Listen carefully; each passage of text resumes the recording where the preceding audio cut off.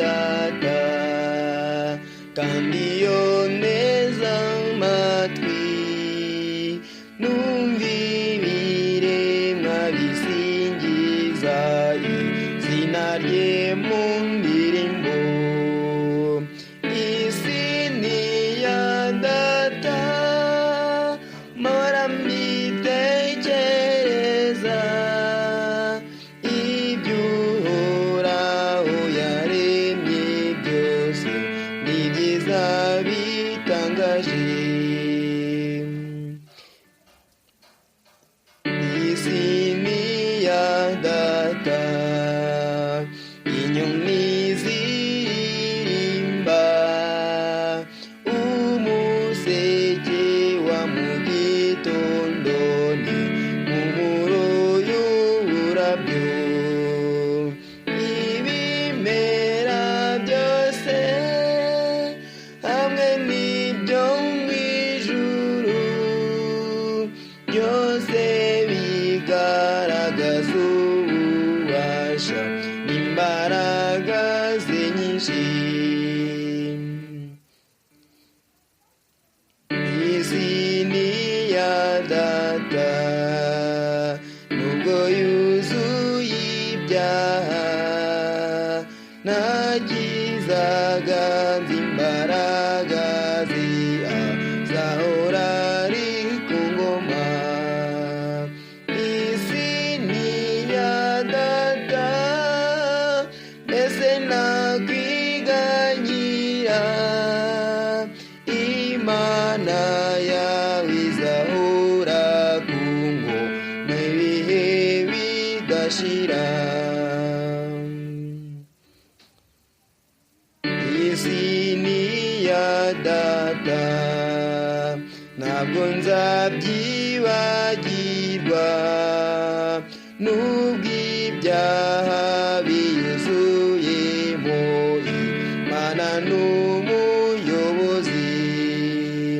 Isi ni iya data ni kuki nababara, data mbe uri ku ngoma, ijuru n'isi n'ibyishimo. Ndagushimye ndaguhimbaje Uwiteka Nyiringabo, mutangabugingo ushimiye neza n'ubuntu ugirira buri umwe wese uko bukeye n'uko bwije uhabwa icyubahiro.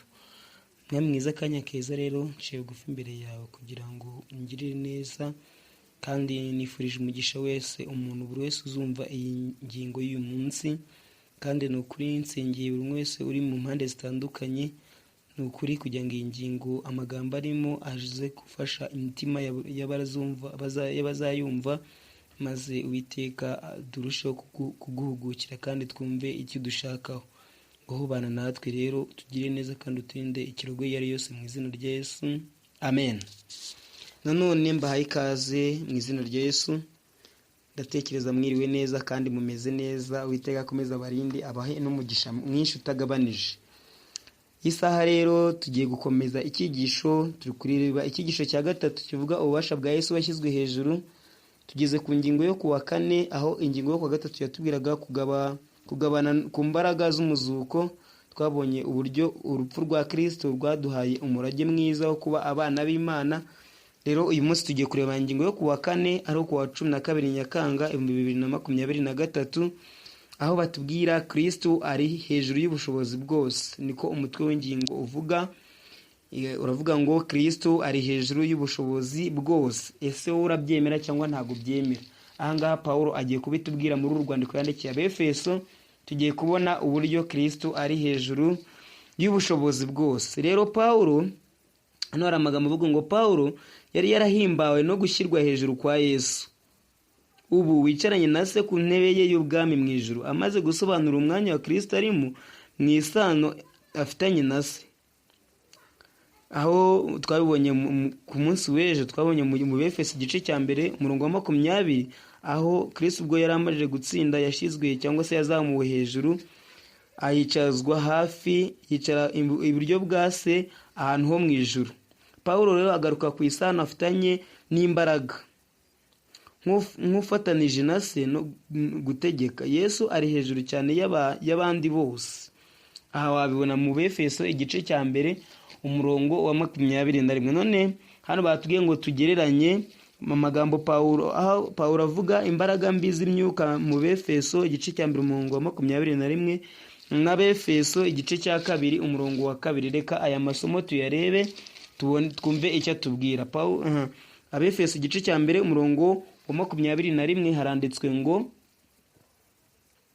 imushyize hejuru y'ubutware bwose n'ubushobozi bwose n'imbaraga zose n'ubwami bwose n'izina ryose rivugwa uretse muri iki gihe gusa ahubwo no mu bihe bizaza. Kristo yashyizwe hejuru mu gihe ndetse kuva ahari si kiremwa nta wabishidikanyaho Kristo ko yari hejuru y'ibintu byose, ariko byabaye agahebuzo ubwo noneho yabaraga kwitangira umuntu agatsinda ndetse akazamurwa mu ijuru kugira ngo yicare iburyo bwa se.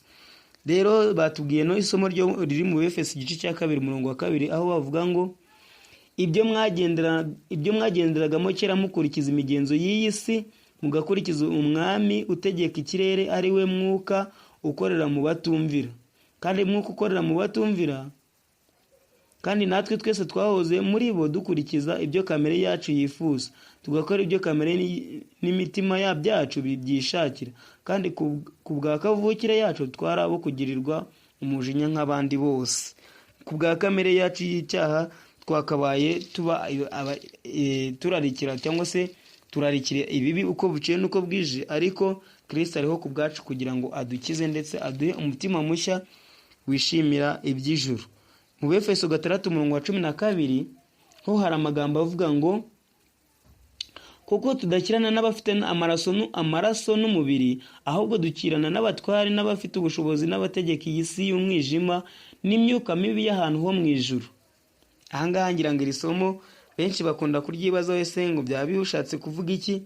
Ahantu ho mu ijuru Satani cyangwa se ikuzimu cyangwa se ahangaha turi ku isi, imyuka mibi niho yirirwa izerera. Nago ikuzimu wavuga ngo ni hariya cyangwa naha, ahubwo biri mu isi cyangwa se Satani yakiriwe mu isi, kuko nimusoma mu byahishuwe muzabona ko handitswe ngo ishime wajuruwe, ariko na wowe wasi we ugushyigishano kuko Satani amanutse agufitiye umujinya mwinshi kandi azi ko afite igihe gito.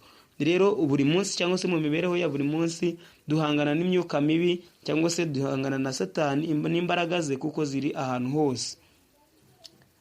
Rero niyo mpamvu usomye ku murongo wa 11 niho bavuze ngo mwambare intwaro zose z'Imana kugira ngo mubashe guhagarara mudatsinzwe n'uburiganya bwa Satani.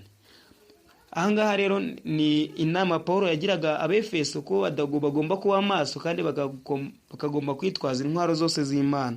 Katwumva icyo Paulo hano babisobanuyeho. Mu byakozwe n'intumwa igice cya 19 umurongo wa 11 kugera ku 20 ni inkuru y'abahungu ba Sike w'abarindwi yerekana ko mu gihe cya Paulo Efeso hari ahantu hakorerwaga imirimo y'ubukonikoni. Ukwiganza gukabije byerekana imirimo y'ubukonikoni yabonekaga mu bwami bw'Ubugiriki cyari ikimenyetso cy'uko hari ahantu higanje imyuka byagiraga imbaraga ikora kuri buri rwego rwose rw'ubuzima. Intego y'abakonikoni kwari ugusobanukirwa imyuka ibafasha ikomoka ku myuka igirira nabi abantu no kwiga imikorere yayo yihariye n'imbaraga kimwe n'ubutware imyuka ifite. Binyuze muri ubu bumenyi bashoboraga kubaka uburyo bifashishije amagambo avuga cyangwa yanditswe mu mitongero n'ibindi kugira ngo bashobore gutegeka imyuka gukora ibihuye n'ibyo umuntu runaka yifuza. Bifashishije amagambo asubirwamo bateguye uburwayi bwabaga bwatewe n'imyuka mibi bwashoboraga gukira cyangwa umuntu agatsinda amarushanwa y'amagare y'intambara. Gushishikarira kuvuga amazina y'Imana cyangwa ibinyabubasha mu magambo yaringanijwe neza cyari ikintu cyerekana imibereho y'ibyiyobokamana yo muri Efeso ndetse n'iy'abantu bamwe bo muri iki gihe. Paulo yifuza gusobanura neza isano iri hagati ya Kristo n'imbaraga. Yesu wererejwe asumba cyane ubutware bwose n'ubushobozi bwose n'imbaraga zose n'ubutware byose, kuko yashyizwe hejuru ya byose. Ni umwami w'abami, ni umutware utwara abatware. ngira ngo ayo magambo ibyashuwe bikomeza kuyashimangira, kugira ngo yiringire ko abamuteze amatwi bumvise neza ko nta yindi mbaraga ibonerwa hanze y'umwami Yesu. Yongeraho amarenga ajyanye n'imigenzereze yo kuvuga amazina y'Imana mu mutongero n'izina ryose rivugwa. Ubwo Pawulo yari akuye amaso ku bunini bw'isanzure akayerekeza ku burebure bw'igihe, yashimangiye iby'uruhererekane rutagira imipaka rw'ubwami bwa Yesu. Ubwami bwe butegeka ububasha bwose, atari muri iki gihe gusa, ahubwo ari no mu gihe kizaza.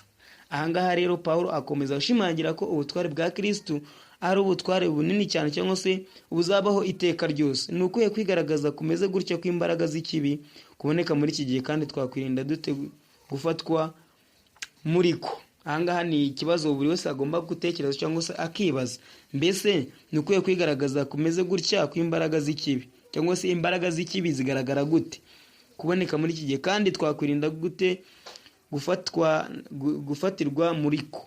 Ahangaha rero ni uko ijambo ry'Imana rikomeza kutwingingira cyangwa se kudusobanurira uburyo dukwiye kwishingikiriza ku Mana twitwaje intwaro zose zayo, ari ry'ijambo ry'Imana, gusenga no kuba ubugufi bw'Imana buri gihe, cyangwa se kuyisenga uko bukeye n'uko bwije. Reka rero Uwiteka adushoboze kugira ngo twumvire icyo ijambo ry'Imana ritubwira. Iyi ngingo yari nziza cyane ivugaga ngo Kristo ari hejuru y'ubushobozi bwose. Tubonye ko munsi y'ijuru cyangwa se mu ijuru no mu isi n'ahandi hose nta butware buruta ubwa Yesu. Reka tumwisunge kuko ari we mutware wacu. Mu izina rya Yesu mbisabiye buri wese mu izina rya Yesu, amen. Turagushimiye, turagimbaje nanone Nyagasani uhoraho, tugushimiye kudukunda kandi wongeye kuduha amahirwe yo gusoza iyi ngingo amahoro, uhabwe icyubahiro. Reka buri wese uzayumva kandi uzayikunda azumvira ijambo ririmo, maze ubwo ugiye kwerekanwa tuzishimire kugusanganira. Tugirire neza rero, uduhe kubaha ubutware bwa Kristo kandi tumwisunge mu mibereho yacu ya buri munsi, tubashe kumvira ijambo rye uko bukeye n'uko bwije. Ibyo dusabiye ubuntu ku bwa Yesu umwami n'umukiza wacu, amen.